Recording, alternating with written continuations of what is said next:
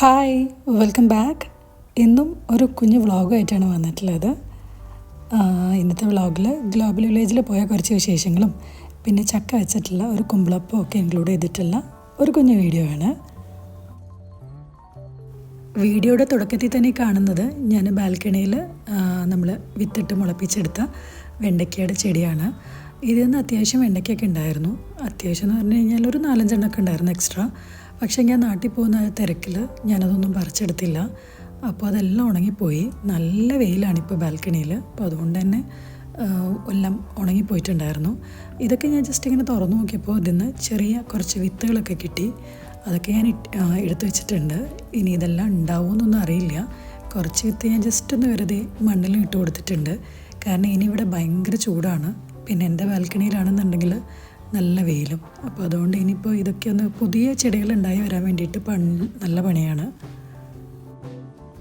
ഇതാണ് കേട്ടോ നമ്മളന്ന് ഉപ്പിലിട്ടിട്ടുണ്ടായിരുന്ന മാങ്ങയില്ലേ, നന്നായിട്ട് എന്താ പറയുക സോക്കായി, എന്താ പറയുക നന്നായിട്ട് ഉപ്പൊക്കെ പിടിച്ച് മാങ്ങയൊക്കെ നല്ല സോഫ്റ്റായിട്ട് കിട്ടിയിട്ടുണ്ട്. ഞാൻ ഫസ്റ്റ് ടൈമാണ് ഇടുന്നത്.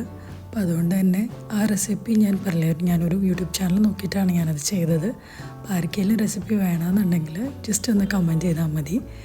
അപ്പോൾ നന്നായിട്ട് കിട്ടിയിട്ടുണ്ടായിരുന്നു. ഏകദേശമൊക്കെ കഴിയാറായി. ഞാനൊരു ദിവസം വൈകിട്ടാണ് ഈ ഒരു ചക്ക വെച്ചിട്ടുള്ള അട ഉണ്ടാക്കുന്നത്, ഒരു വീക്കെൻഡിൽ. അപ്പോൾ നമുക്ക് ചക്ക വെച്ചിട്ടൊന്ന് അട ഉണ്ടാക്കി നോക്കാം. അപ്പോൾ ഇതിന് വേണ്ടിയിട്ട് ഞാൻ കുറച്ച് വറുത്ത അരിപ്പൊടി എടുത്തിട്ടുണ്ട്, നമ്മൾ പത്തിരിക്കൊക്കെ ഉപയോഗിക്കുന്ന പൊടി. പിന്നെ ഞാൻ ശർക്കര ഉരുക്കി എടുത്തിട്ടുണ്ട്.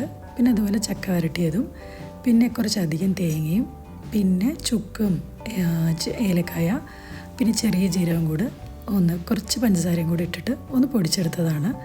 ഇതെല്ലാം കൂടി ചേർത്തിട്ടാണ് ഞാൻ ഈ ഒരു കുമ്പിളപ്പം ഉണ്ടാക്കുന്നത്. കുമ്പിളപ്പം ഞാൻ ചക്ക വെച്ചിട്ടൊരു ഫസ്റ്റ് ടൈമാണ് ഉണ്ടാക്കുന്നത്. ഇതിന് മുൻപ് ഞാൻ ചക്ക ഒന്നും ഇല്ലാതെ ഉണ്ടാക്കിയിട്ടുണ്ടായിരുന്നു. ആദ്യം തന്നെ ഞാൻ അരിപ്പൊടിയിലോട്ട് ചക്ക വരട്ടിയതും പിന്നെ തേങ്ങയും കൂടി ചേർത്ത് കൊടുത്തു. ഞങ്ങളുടെ നാട്ടിൽ ശരിക്കും ഇലയടയാണുള്ളത്, ഈ ഒരു കുമ്പിളപ്പം ഇല്ല.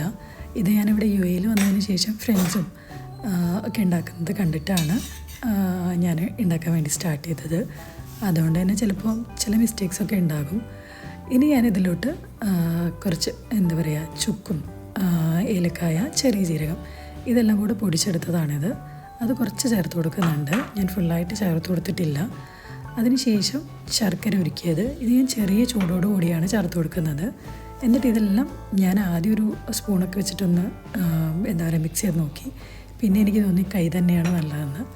പിന്നെ അതിൻ്റെ കൂട്ടത്തിൽ ഞാൻ കുറച്ച് നെയ്യ് കൂടെ ചേർത്ത് കൊടുത്തിട്ടുണ്ട്. നെയ്യ് കൂടെ ചേർത്തിട്ട് നമുക്കിതെല്ലാം കൂടെ നന്നായിട്ടൊന്ന് മിക്സ് ചെയ്തിട്ടെടുക്കാം. ചക്ക വരട്ടിയിൽ അത്യാവശ്യം മധുരം ഉള്ളതുകൊണ്ട് തന്നെയാണ് ശർക്കര ഞാൻ ഫുള്ളായിട്ട് മെൽറ്റ് ചെയ്തത് ഫുള്ളായിട്ട് ചേർത്ത് കൊടുത്തിട്ടില്ല. അപ്പോൾ അതൊക്കെ നിങ്ങളുടെ എന്താ പറയുക മധുരത്തിനനുസരിച്ചിട്ട് ചേർത്ത് കൊടുക്കുക. പിന്നെ ഒരു നുള്ളു ഉപ്പ് കൂടി ഇട്ടിട്ടുണ്ടായിരുന്നു. ഇതാണ് കുമ്പിളപ്പത്തിൻ്റെ ഇല. ഇത് വഴനയില എന്നാണെന്ന് തോന്നുന്നുണ്ട് പറയുക. ഇത് നമ്മുടെ കറുവപ്പട്ടയുടെ മരമില്ലേ, ആ മരത്തിൻ്റെ ഇലയാണെന്നാണ് എൻ്റെ ഒരു വിശ്വാസം. എൻ്റെ വീട്ടിലുണ്ട് ഇത്. അപ്പോൾ ഞാൻ വീട്ടിൽ നിന്ന് വരുമ്പോൾ ഇത്തവണ നാട്ടിൽ പോയി വരുമ്പോൾ കൊണ്ടുവന്നതാണ്.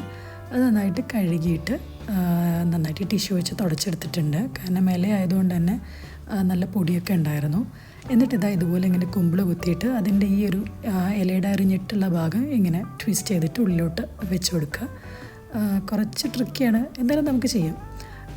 പക്ഷേ ഇതിങ്ങനെ ചെയ്തു വരുമ്പോൾ നല്ല രസമാണ് കേട്ടോ. നമ്മുടെ പണ്ടത്തെ ഒരു ഓലപ്പടക്കത്തിൻ്റെ ഒക്കെ ഒരു സ്റ്റൈലിൽ ഇങ്ങനെ ഞാൻ ഓരോന്നായിട്ട് ഇങ്ങനെ ഫിൽ ചെയ്തിട്ടെടുക്കുകയാണ്.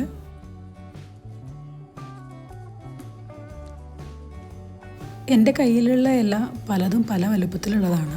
എനിക്കൊന്ന് നിങ്ങളൊക്കെ എടുക്കുകയാണെന്നുണ്ടെങ്കിൽ ഒരേ വലുപ്പത്തിൽ അത്യാവശ്യം വലുപ്പമുള്ള ഇലകൾ എടുത്തു കഴിഞ്ഞാൽ ഇതുപോലെ ഇങ്ങനെ കുമ്പിള് ഊറ്റിയെടുക്കുമ്പോൾ നമുക്ക് ഉണ്ടാക്കിയെടുക്കുമ്പോൾ ഏകദേശം എല്ലാം ഒരേ വലുപ്പത്തിൽ കിട്ടും. വലുപ്പം ഒരേപോലെ അല്ലാന്നുണ്ടെങ്കിലും കുഴപ്പമൊന്നുമില്ല.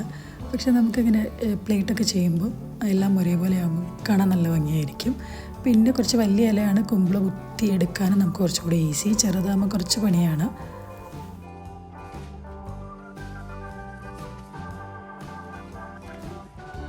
ഞങ്ങളുടെ അവിടെ ഈ ഇല അങ്ങനെ ഒന്നിനും യൂസ് ചെയ്യുന്നില്ല. സ്കൂളിൽ പഠിക്കുന്ന സമയത്ത് ഈ ഇല എടുത്തിട്ട് ഇതിൻ്റെ ആ ഒരു ഇലയുടെ ആ ഒരു സൈഡിലുള്ള ആ ഒരു ഇതില്ലേ ഞെട്ടെന്ന് പറയും, ആ ഭാഗം ഇങ്ങനെ കഴിക്കുമായിരുന്നു. അപ്പോൾ ഒരു കറുവപ്പട്ടയുടെ ഒരു ടേസ്റ്റ് വരും. അതല്ലാണ്ട് നമ്മൾ വേറെ വീട്ടിലൊന്നും അധികം യൂസ് ഒന്നും ചെയ്യുന്ന കണ്ടിട്ടില്ല. പിന്നെ ഇവിടെ വന്നതിന് ശേഷമാണ് ഈ ഇല വെച്ചിട്ട് ഇതുപോലെ ചക്കൊക്കെ വെച്ചിട്ട് കുമ്പിളപ്പം ഉണ്ടാക്കുന്നത് കണ്ടത്. അപ്പോൾ പിന്നെ ട്രൈ ചെയ്ത് നോക്കും. നമ്മുടെ ഇലയുടെ ഒരു വേറൊരു ഒരു ഫാമിലി മെമ്പർ പോലെ. പിന്നെ ഇത് ഞാനിവിടെ അപ്പച്ചമ്പിൽ വെച്ചിട്ട് ഇടിയപ്പത്തിൻ്റെ ഇതിൽ വെച്ചിട്ട് ഒന്ന് സ്റ്റീം ചെയ്തിട്ട് എടുക്കുകയാണ് ചെയ്യുന്നത്. ഇത് എളുപ്പം തന്നെ സ്റ്റീമായി വന്നിട്ടുണ്ട്. കാരണം ഞാൻ പിന്നെ ശർക്കര കുറച്ച് ചൂടുള്ള ശർക്കര ഉരുക്കിയതായിരുന്നു. അപ്പോൾ പൊടിയിൽ അതിട്ടപ്പോൾ കുറച്ചൊന്ന് പൊടി ചെറുതായിട്ടൊന്ന് കുക്കായിട്ടുണ്ട്. അപ്പോൾ അതുകൊണ്ട് വലിയൊരു സമയം എടുത്തിട്ടില്ല എന്താ പറയുക വെന്ത് വരാൻ വേണ്ടിയിട്ട്.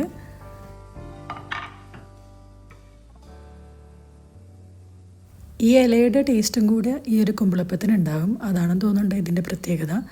അത് ഞാൻ ചില നാട്ടിലൊക്കെ മഞ്ഞളുടെ ഇലയിലോ കൂവളമല്ല കൂവയുടെ ഇലയോ ആണെന്ന് തോന്നുന്നു.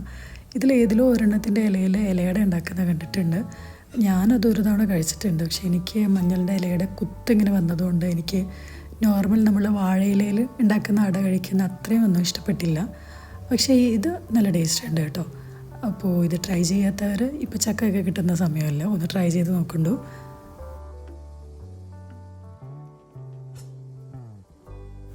അപ്പോൾ നമ്മുടെ കുമ്പിളപ്പമൊക്കെ ഉണ്ടാക്കി കഴിഞ്ഞു.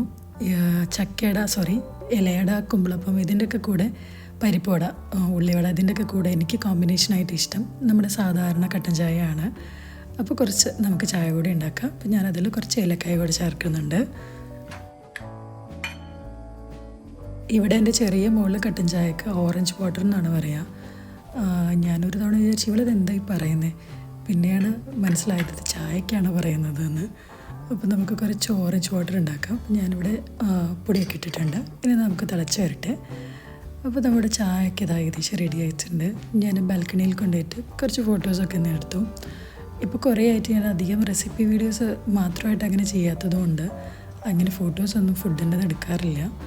പണ്ട് ഞാൻ സ്ഥിരമായിട്ട് ചാനലിൽ റെസിപ്പി വീഡിയോസ് മാത്രമായിരുന്നു ഇട്ടുകൊണ്ടിരുന്നത്. അപ്പോൾ നമ്മുടെ റെസിപ്പി ഇന്നത്തെ ഒരു ചക്കയുടെ റെസിപ്പി എല്ലാവർക്കും ഇഷ്ടമായെന്ന് വിചാരിക്കുന്നു. ഇനി നമുക്ക് കുറച്ച് ഗ്ലോബൽ വില്ലേജ് വിശേഷങ്ങൾ കാണാം.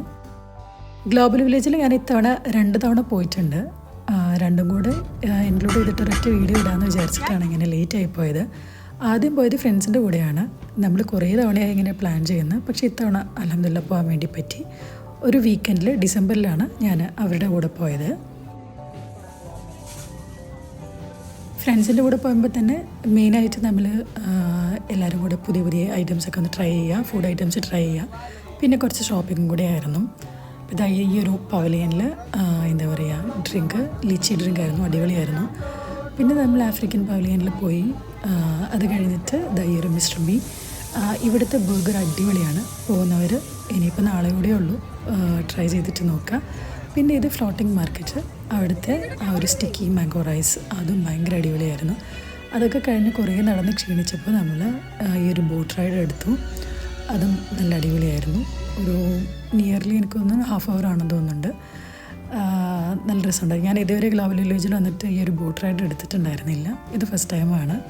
നല്ലൊരു എക്സ്പീരിയൻസ് ആയിരുന്നു.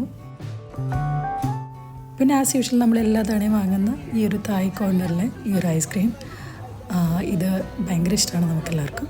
അങ്ങനെ അതൊക്കെ വാങ്ങിച്ചു. ഇത്തവണത്തെ ഒരു കാര്യം എന്താണെന്ന് വെച്ചാൽ എല്ലാ ഫുഡ് ഐറ്റംസിനും അത്യാവശ്യം ലാസ്റ്റ് ഇയറിൽ ഒരു 35 ഒക്കെ ഉള്ളത് 40-45 ഒക്കെ ആയിട്ട് വന്നിട്ടുണ്ട്.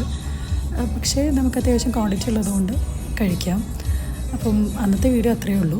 പിന്നെ ഇനി നെക്സ്റ്റ് ഞാൻ ഫാമിലി ആയിട്ട് പോയിട്ടുള്ള ഗ്ലോബൽ വില്ലേജിൽ, അത് ഈ ഒരു മെയിൽ ഒരു സെക്കൻഡ് വീക്കാണ് പോയത്.